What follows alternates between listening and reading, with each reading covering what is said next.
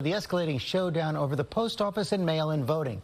House Speaker Nancy Pelosi has cut short the August recess, called the House back into emergency session to confront the Postmaster General over cutbacks in service, which could disrupt the delivery of mail-in ballots and effectively deny some people the right to vote. This morning, House Speaker Nancy Pelosi is taking the dramatic step of calling every member of the House back to Washington for a rare Saturday session this weekend to address the crisis in the U.S. Postal Service and growing questions about the November election. After reports surfaced in recent weeks of postal workers removing those iconic blue mail collection boxes from street corners in multiple states, the agency now says it will halt further removals for 90 days, citing, quote, recent customer concerns. U.S. Postmaster General Louis DeJoy's home was the target of protesters over the weekend who accused him of undermining the service in order to suppress the votes. Banging pots and pans before 9 o'clock Saturday, protesters marched to the front steps of what they say is Postmaster General Louis DeJoy's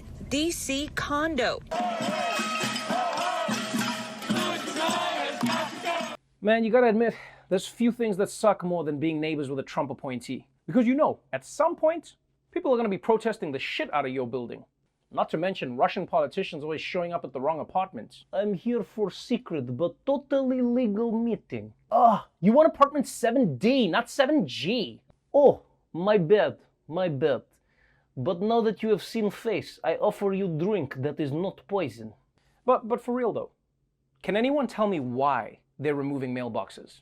Like, if they don't actually need them, then why don't they repurpose them, turn them into a trash can or a flower pot or a new apartment for Oscar the Grouch. I mean, maybe he'd be a little less grouchy if his house was filled with postcards instead of bags of dog shit. Now, Trump is claiming that the reason he's going after mail-in votes is that it has too much fraud. But no one has ever been able to find evidence of that claim. So yesterday, Trump's chief of staff said this.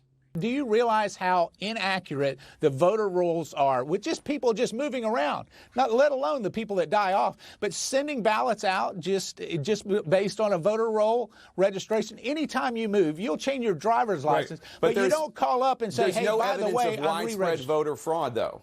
But there's no evidence of widespread voter fraud. There's no evidence that there's not either. That's the definition of fraud, Jake. Wow. So there's no evidence of widespread voter fraud, but there's also no evidence that there isn't widespread voter fraud. I mean, once you go into that argument, there's nothing you can't claim anymore. I mean, sure, I haven't seen any evidence that aliens are cloning humans and making them compete in talent competitions in space, but I also haven't seen any evidence that aliens aren't cloning humans and making them compete in talent competitions in space. So, Clone Trevor, if you're watching this, you give them hell in that dance-off, buddy. And listen, people have all sorts of theories about why Trump is attacking the post office. One of those is that he wants to slow mail down so that ballots don't arrive in time to be counted. But another theory is that he just wants Democrats to think that the mail is going to slow down so that they don't trust the mail and they don't send their ballots at all.